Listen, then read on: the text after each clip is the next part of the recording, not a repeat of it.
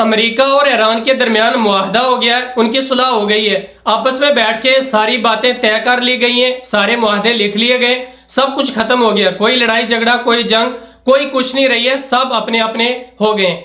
अब बात असल में यह है कि ये जो 2-3 महीने इनकी लड़ाई झगड़े रहे, बड़े शोर शराबा रहा, बड़ा बहुत सारे मुल्कों का नुकसान हुआ, ईरान का हुआ, अमेरिका का, सबका नुकसान हुआ।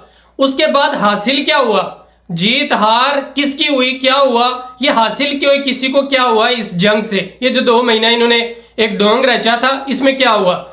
असल में पहले बात करते हैं अमेरिका की। अमेरिका ने ये चाहा था कि मैं वहां की रजीम चेंज करूंगा, वहां के जो वजीर हैं, वहां के जो बड़े लोग हैं, उन सबको चेंज कर दूंगा। यहां से 1-2 बम मारेंगे, गोलियां मारेंगे, बड़े लोग मर जाएंगे, डरा धमका के उनको फारिग करेंगे और अपनी मर्जी से वहां पे रजीम बिठाएंगे। तो बड़े लोग जो होंगे वो हमारे मर्जी के बैठ जाएंगे, फिर जो काम हम कहेंगे वही होगा। तो ऐसा नहीं हुआ, ये भी खत्म हो गया अमेरिका का दबदबा। उसके बाद अमेरिका ने जो ईरान की फौजी ताकत थी उसको खत्म करना चाहा था, वो भी नहीं हुआ, बल्कि वो उससे भी ज्यादा उभर के सामने आई।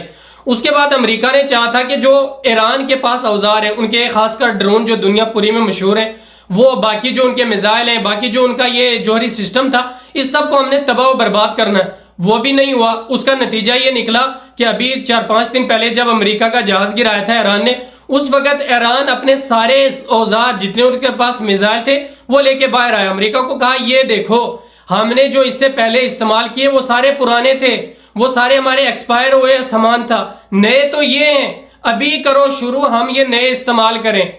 तो उसके बाद अमेरिका को पता चला कि भाई नहीं, इनके पास वो उससे भी डबल, उससे भी ट्रिपल ज्यादा चीजें बनी हुई पड़ी हैं। इसके ऊपर भी अमेरिका की हार हो गई और इसमें भी अमेरिका नाकाम हुआ। उसके बाद अमेरिका ने एक जो इस खित्ते के अंदर अपना एक रोब और दबदबा और एक अपनी जो वो एक शैतानी सोच बनानी थी, उसको भी ईरान ने पांव के नीचे दबा दिया, वो भी नहीं करने दी अमेरिका को। और दूसरा एक अमेरिका को नुकसान ये हुआ कि जो उनका वो एक इत्तेहादी नेटो था, उसकी वजह से भी वो भी अमेरिका से अब अलग अलग हो गए, वो भी हम अमेरिका के साथ नहीं है, क्योंकि उनको पता लग गया कि अमेरिका अब कुछ नहीं है। इससे भी बड़ा अमेरिका को एक जो नुकसान हुआ वो ये हुआ कि अमेरिका की जो एक वो चौधराहट थी ना, एक वो बड़ापन था, एक वो दबदबा था, यानी पावर थी जो अमेरिका की, है भी सुपर पावर वो, और जो उसकी असली पावर थी वो खत्म कर दी ईरान ने। वो ईरान ने कहा कि ये ले हमारे जूते के नीचे है तेरी पावर, खत्म करके रख दी ईरान ने। वो इसलिए कि इससे पहले अमेरिका अगर किसी के ऊपर मुल्क पे हमला करता था तो कोई सोच ही नहीं सकता था कि हम वापस अमेरिका के ऊपर हमला करें, हो ही नहीं सकता था, कोई सोच ही नहीं सकता था। इससे पहले वो अमेरिका ने एटमी हमले भी किए, तो उसके बाद किसी ने अमेरिका के साथ आंख तक नहीं मिलाई, हमला तो दूर, मुंह से अल्फाज नहीं निकाले।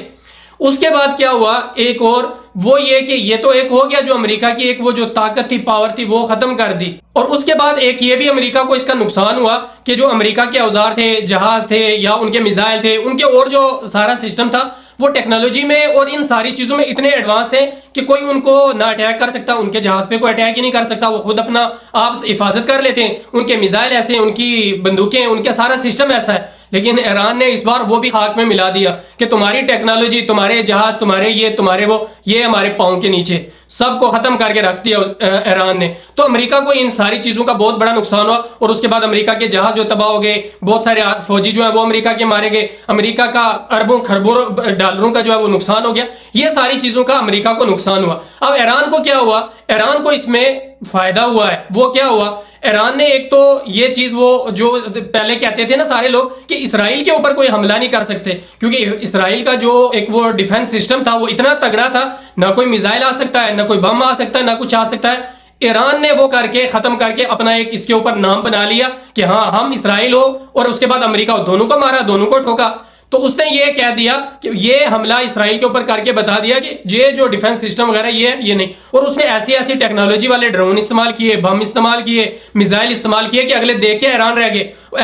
ऐसे बम मारे कि एक मिसाइल जाता था उसके आगे से 50-50 निकल के, उसको कौन सा डिफेंस सिस्टम रोकेगा। वो सारा खत्म कर दिया। इसमें ईरान की कहीं ना कहीं ईरान ने कुछ हासिल किया।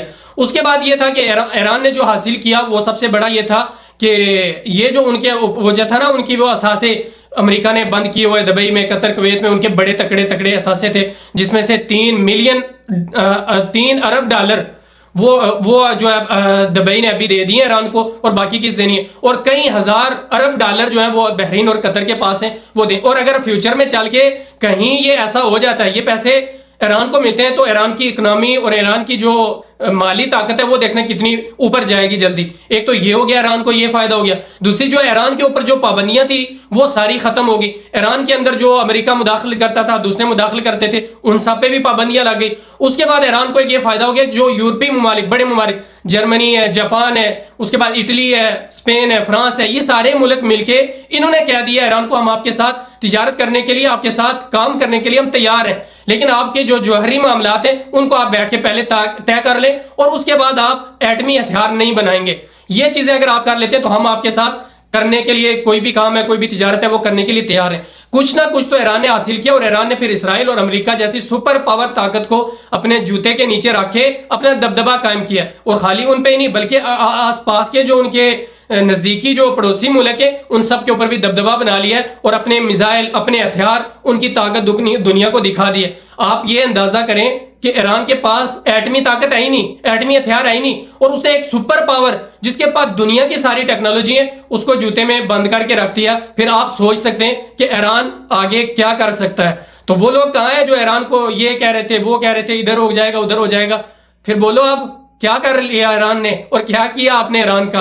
तो ये ऐसे ही कहने की बातें। सबसे बड़ी चीज होती है, हदीस में भी है कि ताकतवर और सुपर मुल्क वही होगा जिसके पास हथियार होंगे। तो अमेरिका इस वक्त सुपर पावर है, उसके पास इस तरीके के हथियार है। उसके बाद जो नीचे नीचे जाते जाते जो मुल्क आएंगे वही होगा, तो बाकी कुछ भी नहीं। और उसके बाद अपनाए हुर्मस की अगर बात करें तो वो पहले जैसा अब नहीं रहेगा। वो जो अमेरिका ने, इन्होंने वो जहाजों को मारना, ये वो जिस तरीके से अपनाए हुर्मस पहले था वो अब नहीं रहेगा। उसका बड़े सारे कानून चेंज करने हैं, बड़ी सारी चीजें ईरान ने तब्दील करनी है, क्योंकि उसके ऊपर ईरान ने अभी मोहलत ली हुई है 30 दिन की। 30 दिन के अंदर वो पूरे तरीके से खोला जाएगा। तो आपको क्या लगता है, क्या अमेरिका और ईरान की इस जो 2-3 महीने ये कुछ गड़बड़ चलती रही, इसमें क्या हासिल किया ईरान ने और क्या अमेरिका ने, क्या किसके बारे में आप क्या कहना चाहते हैं वो आप कमेंट के अंदर जरूर बताएं।